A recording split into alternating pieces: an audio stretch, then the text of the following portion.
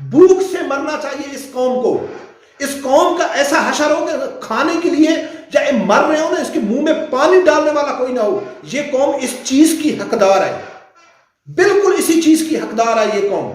جتنی ذلیل ہوگی یہ قوم، یقین مانے مجھے بہت زیادہ خوشی ہوگا، حالانکہ اس قوم میں بھی شریک ہوں. اس کی وجہ میں آپ لوگوں کے سامنے رکھتا ہوں. بسم اللہ الرحمن الرحیم. السلام علیکم ناظرین، آج تھوڑی مہنگائی کے اوپر بات کریں گے، اور میں اس مہنگائی کے اوپر بالکل الگ قسم کی رائے رکھتا ہوں. میں الگ قسم کی ویڈیو بناتا ہوں. پٹرول 35 روپے مہنگا ہو گیا، یا جتنی بھی مہنگائی ہو رہی ہے، تو کیا میں نواز شریف یا پی ڈی ایم کو گالی نکالنا شروع کر دوں کہ ان لوگوں نے ملک کا بیڑا غرق کر دیا، یا عمران خان کو گالی نکالنا شروع کر دوں کہ یار عمران خان نے، اصل تو مہنگائی عمران خان نے کیا ہے؟ تو کیا اس سے مہنگائی ختم ہو جائے گی؟ کیا اس سے عوام کو کچھ فائدہ پہنچے گا؟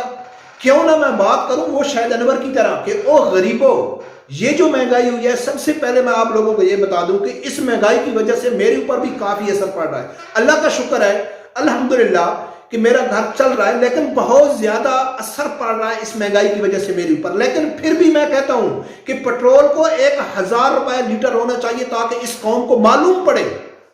جو آٹا ہے نا وہ 10,000 کی بوری ہونی چاہیے. جو گھی ہے وہ غریب عوام، جو کہتے ہیں نا غریب عوام، ان کی پہنچ سے دور ہونا چاہیے. بھوک سے مرنا چاہیے اس قوم کو. اس قوم کا ایسا حشر ہو کہ کھانے کے لیے چاہے مر رہے ہو نا، اس کے منہ میں پانی ڈالنے والا کوئی نہ ہو. یہ قوم اس چیز کی حقدار ہے، بالکل اسی چیز کی حقدار ہے یہ قوم. جتنی ذلیل ہوگی یہ قوم، یقین مانے مجھے بہت زیادہ خوشی ہوگا، حالانکہ اس قوم میں بھی شریک ہوں. اس کی وجہ میں آپ لوگوں کے سامنے رکھتا ہوں. ایک بیان ہے، میں آپ لوگوں کے سامنے اکثر جو ہوتا ہے، ایک کارٹون بھی بنایا ہوا ہے، آپ دیکھ رہے ہوں گے کہ مہنگائی خواہش نہیں ہے، مجبوری ہے. نواز شریف، اس سے پہلے عمران خان نے کیا کہا تھا کہ مہنگائی مجبوری ہے، عمران خان. اب ناظرین دیکھو کہ کل مریم نواز آئی، اس نے کیا بیان دیا. اس سے پہلے عمران خان کے کتنے بیان ہیں. عمران خان نے 4.25 سال میں جب بھی ٹی وی پہ آیا، جب بھی مہنگائی کی بات ہوئی، بے روزگاری کی بات ہوئی، پٹرول کی قیمتوں کی بات ہوئی، ڈالر کی جو اڑان ہے اس کی بات ہوئی، کہ عمران خان نے اس کے دفاع کے لیے ایک ہی الفاظ بولا ہے کہ بھائی ہم کیا کریں، یہ تو 75 سال کا گند ہے، یہ تو شریف خاندان اور زرداری نے ملک کو تباہ کر دیا، ملک کو مقروض کر دیا، ملک کے پیسے لوٹ کے چلے گئے، فلاں کیا ٹماں کیا، میں کیا کر سکتا ہوں؟ میں تو بہت کوشش کر رہا ہوں. قوم نے کہا ہے کہ خان آپ ٹھیک کہہ رہے ہیں، آپ جیسا تو لیڈر پاکستان میں آئے ہی نہیں ہے. پھر عمران خان چلا گیا، اور اس پی ڈی ایم نے کہا ہے کہ بھائی نکل آپ سے تو ملک چلتا بھی نہیں ہے، آپ نے تو ملک کو برباد کر دیا. ہم آتے ہیں، ہم اس غریب عوام کو ریلیف دیتے ہیں، ہم اس غریب عوام کے لیے مہنگائی کم کرتے ہیں. تو عوام نے کہا بھائی ٹھیک ہے.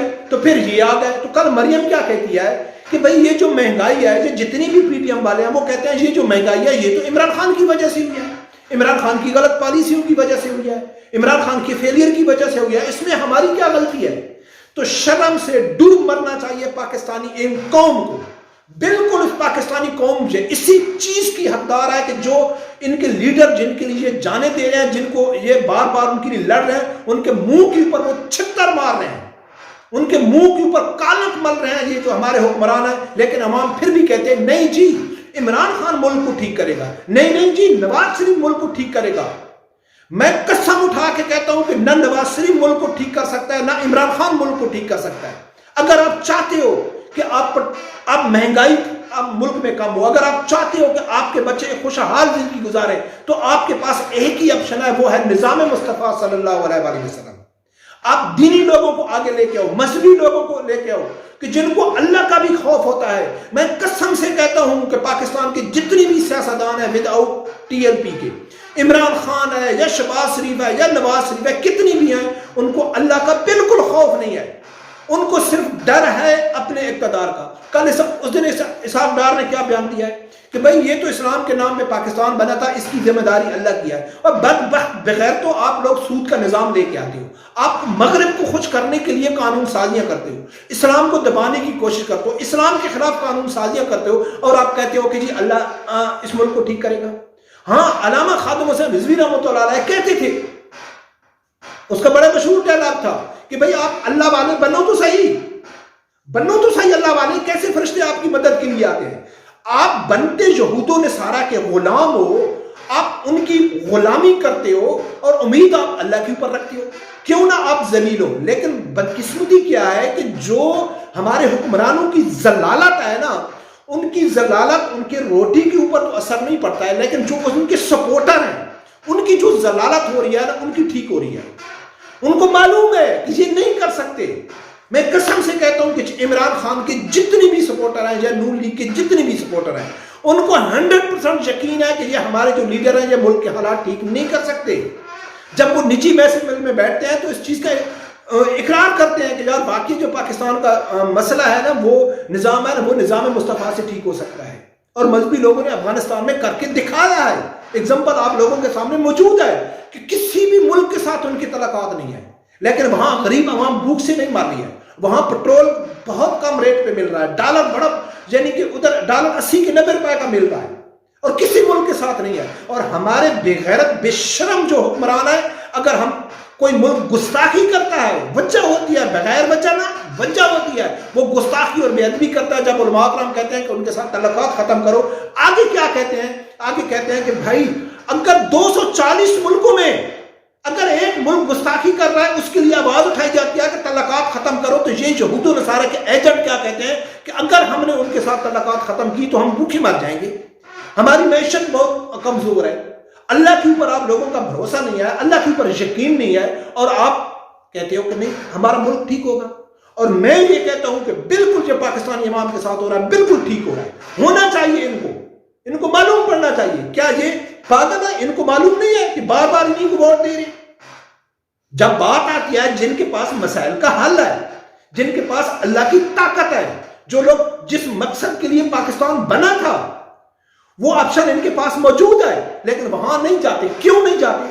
ان کے پاس جاتے ہیں، بچہ مر جائے اس کے جنازے کے لیے جاتے ہیں، بیٹی کے نکاح کے لیے جاتے ہیں، گھر میں ختم پڑھانے کے لیے جاتے ہیں، بیوی مر جائے اس کے غسل کے بعد طریقہ پوچھنے کے لیے جاتے ہیں کہ مولانا صاحب ہم نے کیا کرنا ہے. لیکن جب بات ووٹ کی آتی ہے تو بات اپنے حکمرانوں کی مانگتے ہیں کہ ان کو کیا معلوم ہے حکومت یہ کیسے چلائیں گے.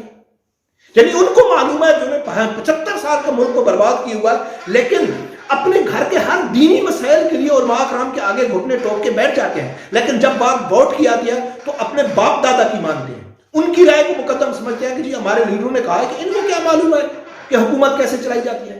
اور اس یقین مانے کہ عمران خان کے دور میں تو لوگوں میں اتنی کوٹ کے نفرت علماء کرام کے خلاف بھر دیا ہے کہ کوئی بھی بات کرو تو کہتے ہیں کہ سب مصیبت کی جڑ تو یہی ہے.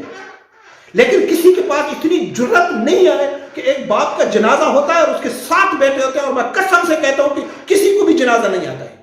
وہ تو بیٹا جب کل آپ 2 فٹ نیچے جاؤ گے تب معلوم پڑے گا کہ کون ٹھیک تھا اور کون غلط تھا. تو یہ مہنگائی کے اوپر تو ناظرین میں یہ تجزیہ کر سکتا ہوں، مہنگائی کے اوپر میں اس قسم کی ویڈیو بنا سکتا ہوں. مہنگائی کے لیے مجھے گالی کسی حکمرانوں کو نکالنے کی ضرورت نہیں ہے، اس کی ذمہ دار آپ لوگ ہو. ہم خود لوگ ہیں مہنگائی کے ذمہ دار، وہ ہمارے حکمران نہیں ہیں. وہ بار بار ہم کو بے وقوف بنا رہے ہیں اور ہم بے وقوف بن رہے ہیں. تو پھر ہم اپنے گریبان میں جھانکنا چاہیے، نہ کہ دوسرے کے اوپر. ووٹ کا استعمال صحیح کرو نا، جاؤ بیل باکس میں جاؤ کہ بھائی ہم نے ووٹ اس کو نہیں دینا، ہم نے کتنے بار دیا ہے، لیکن وہاں تو آپ ووٹ دیتے ہیں. تو پھر یہ جو حالات ہے اس کا تو سامنا کرنا پڑے گا نا، اپنی غلطی کی سزا تو بھگتنا پڑے گی. چلو دیکھتے ہیں کیا ہوتا ہے. ناظرین رب پروردگار سے یہی دعا ہے کہ اللہ تعالیٰ ہر آدمی کو حق سچ سننے کی اور اس کے ساتھ کھڑے ہونے کی توفیق عطا فرمائے. اللہ